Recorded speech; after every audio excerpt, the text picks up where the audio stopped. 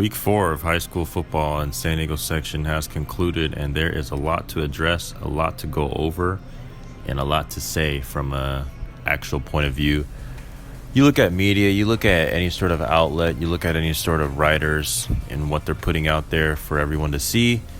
And most of the time it's from a pretty neutral standpoint in terms of rankings, in terms of performances, opinions, predictions, and whatnot. But when it comes to certain teams, all the time, just depending on where the person is from or whoever's putting the news out, there is some bias. And I just want to make sure I clear the air and I make sure that we're talking about the truth when it comes to a lot of these, when it comes to the subject of whatever's being said. And I'm really wanting to call out some teams around the county that need to actually be set straight in terms of how they're going to be and how they actually are in terms of how they're perceived. And I want to give credit to the teams that may not get enough love, may not get enough attention and credit. And I kind of want to highlight them and help them get a little bit of exposure and some light shed on them. Deservingly so. It's been real competitive. It's been a great season so far. A lot of talent.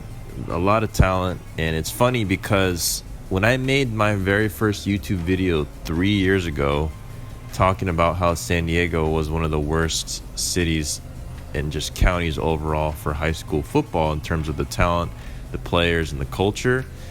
There's some truth still with that video, but in terms of how it's aged, it hasn't aged very well, and that's a good thing. It's good that I was proven wrong. It's good that the people that had disliked the video and said that I was stupid and my opinion was wrong had some validity behind those comments, because I didn't put that out there just to hate. I put that out there because that was my genuine feeling. The culture here still sucks when it comes to sports. It'll never be any different. That's just how San Diego is. When you have great food, when you have beaches, when you have resorts, when you have all these amusement parks, no one wants to focus on sports. That'll never change just because of where we're at in our location, which is fine. But anyway, looking at all the great players that's came out of San Diego, all high schools, doesn't matter where, over the past 3 years, has been incredible. It's really funny, me putting out this video. It's just about that time to go ahead and do a little recap just to stay updated with the season. But while I'm on this subject, talking about how the success of San Diego has really proven me wrong in terms of my opinion for that video. Those two coaches that I was going to make a video on, Verlaine Batoff and Jason Carter, those two guys are just really instrumental in just the ascension of San Diego talent and just the players that they're able to develop and retain and have them go on past high school and have success at the next level is pretty substantial. But I'm going to get that video out there. I just got to work on it. But overall, as a county, it's solid. I believe last year was probably the best year overall in terms of just performance, everyone doing well, San Diego showing out well, teams doing well, teams having success, putting out players, all the above. So it's really awesome to see. But looking into this season, like I said, 4 games in, I'm just going to kind of break down some highlights and keys that I see and just kind of go from there. It's funny that because I'm filming this on a Saturday, the week 4 just finished this past week, so rankings don't appear until next Monday when the work week starts. So I have the rankings up, which is actually following week 3 and what they saw. And so I'm going to go ahead and kind of go over some of the teams that have these rankings, where they're at, and I kind of want to tell the truth, if you will. You know what I'm saying? Some of these are just ridiculous.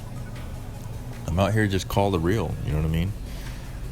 So, Lincoln and Carlsbad, in my opinion, that's going to be the Open Championship. I have Carlsbad winning just because San is so good.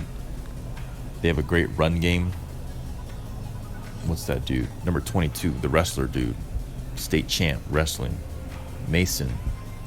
I hope he gets a look playing football because you cannot tackle that dude. That dude's crazy. A lot of credit to him. He stays healthy, he's their workhorse. I am not going to compare this boy to Roderick Robinson from Lincoln last year. but this kid is a damn good player, and he deserves a lot of credit. And he single-handedly can help Carlsbad win a championship, or at least get to that position, because of how good he is individually. Like I said, I'm not going to compare him to an SEC running back, but this kid is legit. He's the best back in the county by far this year. You know what I'm saying? Does that make sense? Is that a fair comparison? It might not, but I just want to give that man props. To me, Carlsbad's winning it all. They stay healthy. They got the best quarterback arguably in the nation. I'm not going to be disrespectful to other quarterbacks and just say Sain is just the best guy, undisputed best quarterback, because there's so many other guys in the nation that not a lot of people talk about. And it's San Diego bias by how people are riding Julian, but hey, I understand. He's legit. That boy can throw. Lincoln, right, is looking really good too. They got weapons. Achilles Smith Jr. is a dog. You know what I'm saying? He's huge. He's a junior too. He's got a long way to go in terms of getting to college. Already committed to Oregon, but he's good. He's polished. Maybe a couple more decision making. When it comes to decision making, probably need to clean that up a little bit. He's just gonna get better over reps. He's a great addition to the team. He's just plug it in right there. Don't even need to develop him. He's already there to throw. Just building some chemistry and continuity with some of the players. He's good to go. You know what I'm saying? You don't even really touch him. But they got the weapons. Lincoln is just where they need to be. And like I said, they're going to make the final. You know, I don't know. If they get some injuries or if they get tripped up in league, playing against a really good Helix team or playing against a really good Cathedral, that might be the demise. But I see Lincoln beating those teams, to be honest. So it's all good, man. Everyone's looking really good. I'm looking at the top 5 right here on the rankings. Again, this is from last week. There's Lincoln, Carlsbad, Helix, Granite Hills, Madison, Cathedral 6. It's looking really good. Especially the top 4, Helix, Granite, Carlsbad, Lincoln, is just, they're all really good. And they're all pretty comparable. Helix and Granite Hills are going to play for their league for the championship. They're going to play against each other probably to maybe get to the final. It's going to be crazy. And they're all really close up in terms of matchups. I don't think Helix and Granite Hills are on that level of Lincoln and Carlsbad, hence the 1-2 and the 3-4 with the rankings. But you really never know when it comes to coaching. Coaching is the factor, I believe, that'll kind of separate all these teams because they're really close and be able to maybe win a game that they're not supposed to. It's all coaching, in my opinion. But like I said, I got Carlsbad winning it all. Carlsbad almost won last year. They lost by maybe a touchdown. It was really close, maybe less than that. And that was the All-Star Lincoln team, state champs. So I got Carlsbad winning this year. But anywho, let's look at some interesting aspects of the league, of San Diego section, and some of these rankings. Madison got destroyed and waxed last night by Helix. That was a tough loss. I looked at Madison playing Point Loma week 1. They just looked bad. I also checked the scrimmage out. You can't really tell much in the scrimmage because they were scrimmaging Mater Dei. Don't even start on Mater Dei. I'm about to get to them in a second. I might just create a whole freaking series on them on my own with what's going on this year. But Madison looks real weak. They got a couple big Division I guys, but they don't have a quarterback. They don't have defenders. They don't have interior guys. They have some big polys, but they got a lot of, I'm not going to say it on YouTube. They're not looking great, so I'm not really expecting them to do anything. They're going to plummet in the rankings. They're going to lose to a Saints. They're going to lose to a Granite, and they're going to lose to a Cathedral. So they're probably going to be last. They just look that bad. Again, it's only been 4 games, and they're 2-2, I believe, but they just look horrible against Helix. Helix is good, but they're not 53-19. That was ridiculous. Cathedral's an interesting team. They play the hardest schedule. I respect them. They play the hardest outer conference schedule. They got a different look on the offense. They got a quarterback that can actually run the offense, experience from last year, able to throw the ball. They got weapons. They got enough speed. They're coached well. They're going to make a run, but it's not really going to be far. I put them in Granite and Helix's level of competence. Mission Hills and everyone down from there, La Costa Canyon and El Camino, They're going to play D1. Not really worried about any of those teams. That's just some boring North County football. Mission Hills, El Camino, La Costa Canyon. That's just the trifecta of boring North County teams. Carlsbad's in their own echelon right now, so that's why they're worthy of being spoken about.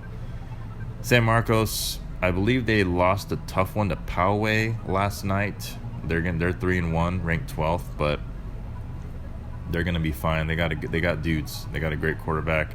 Really great to see all these good quarterbacks. I'm not gonna sit here and be disrespectful like Paul Rudy, an old boy sitting next to him with the big jug head. I don't know what his name is. He a cool dude, but you know what I'm saying, his head big. But anyway, he's gonna really turn some heads with some of those comments that they be talking about how San Diego has the best quarterback QB high school U. Like, enough with that. We got some good quarterbacks here. We got a lot of good young players. So, I'm not going to be sitting here and saying that we have the best quarterback high school group of guys in the nation. It's ridiculous. But got some dudes. Little boy at UC, he could throw a little bit. He's small, but he can spin it. He can play. You know what I'm saying? I'm just going to call it how it is. He's 5'4", looks like Mickey Mouse, but the boy can play, and I respect that about him. He's a tough guy. La Costa Canyon has a dude who can spin the rock. And then San Marcos obviously has that Polynesian sophomore quarterback. It's really good. So it's really awesome to see. And don't forget to mention Saints has a 19-year-old sophomore quarterback. You know what I'm saying? He's doing well too, got offers. Just good to see overall. Saints, on the other hand, talking about them, they got a really good team. This team is full of freshmen and sophomores, man. They're getting some dogs.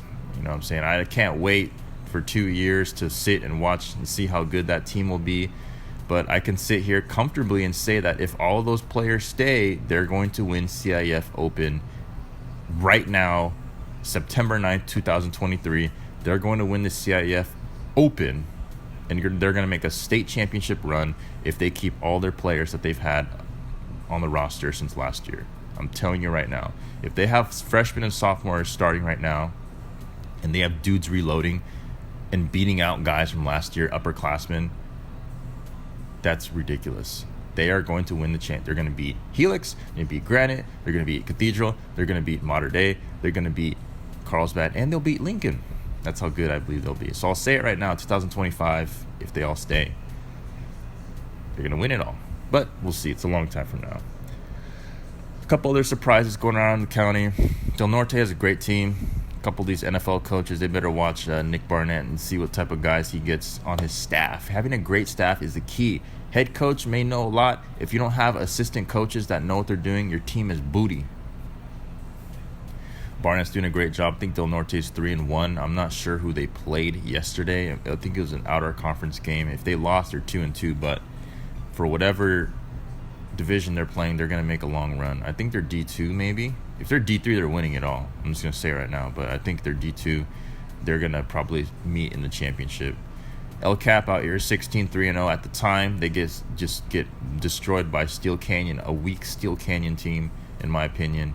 El Cap, I'm not even going to get on them. I'm not going to get on Ron Berner and how scared he is to play actual competition and how comfortable and soft he is in their team and their program playing weak Chula Vista teams. That's just how it goes. You know what I'm saying? But they're winning games. It looks good on your record. More power to you, I guess. Just have to see in the playoffs when you play an actual team. There's no point of going to the playoffs and losing every year.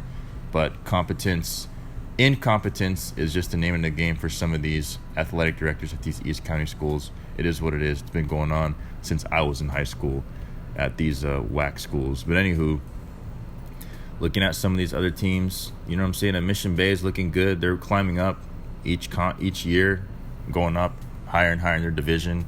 There's going to be a certain point where they reach a Division II and they're just going to get stonewalled. I don't know why San Diego, again, is given a lot of credit. You know, like the officials are giving Mission Bay so much credit and having them look so good because they're really not, and they're a really bad team. If you put them against not even a great team, if you have them play Scripps Ranch, I think that they're probably going to get beaten by 40. And Scripps Ranch is not a great team, but, you know, you'll never know until it happens. La Jolla's out here just kind of, skipping along everybody and still ranked high. I don't know why. They have some coaches leave, I'm pretty sure. And they have some players that did really well the past couple years, but they're still looked at in high regard. Kind of like how modern day Catholic is, with all those great players leaving last year and coaches, and they're ranked so high, even though I don't think they've won a game this year. La Jolla is kind of in that weird spot. So they got a pretty simple schedule: Mission Bay, Point Loma, Morse, Patrick Henry, Christian. That's the easy schedule. So they're going to do well, but they're really not a great team. Like I said, Mission Bay, they're 4-0. They're ranked. University City, San Diego, Sweetwater, and Christian is a terrible schedule. Not to mention they play Crawford, Coronado, Patrick Henry. They do play Scripps. I might go to that game just to watch an embarrassment.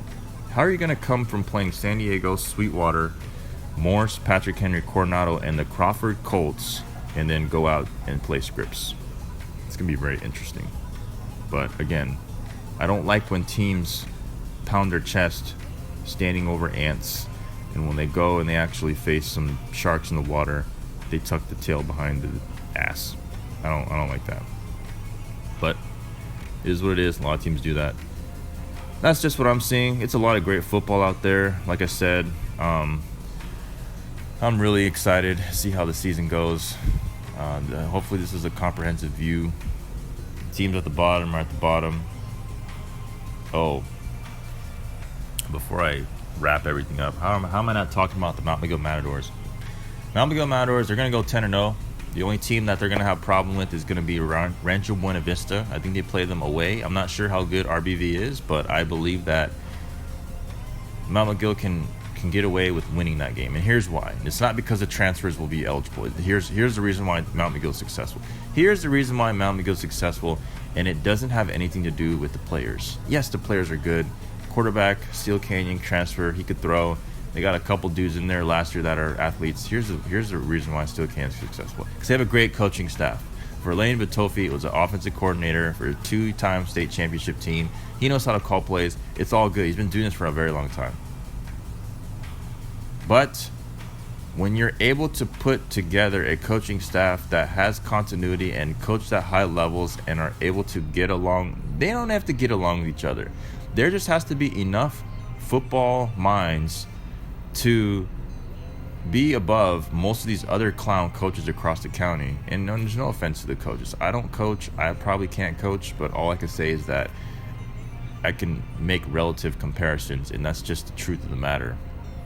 So Mount Miguel's coaching staff is just head and shoulders above everyone else that I'm seeing, because the players aren't the greatest, but they're able to make things work and they're able to put things together, and it's just showing with the scoreboard.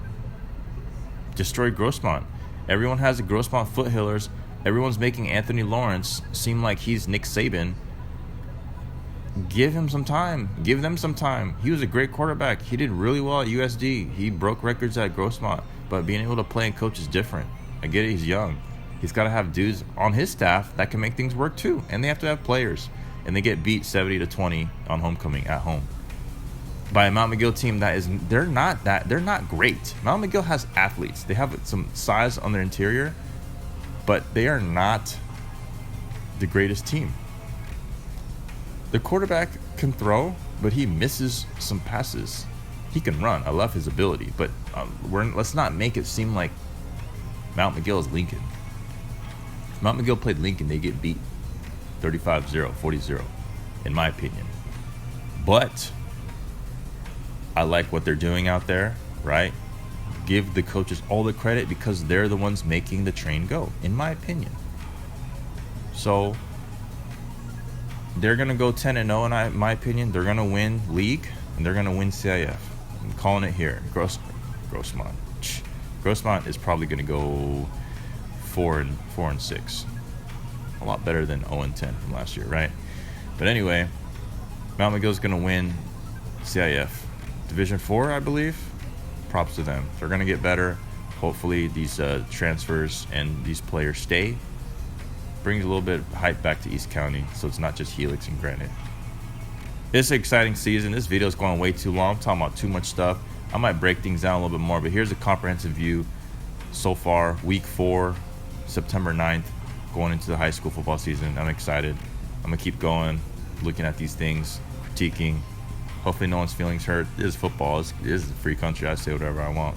So, shoot, man. Keep following the channel, keep following some of the videos I'm making. Hopefully get a little bit more proactive, and we'll just go from there, man. Appreciate you guys checking in, tuning in, watching, listening, wherever you're at. Be safe. Keep watching football, man.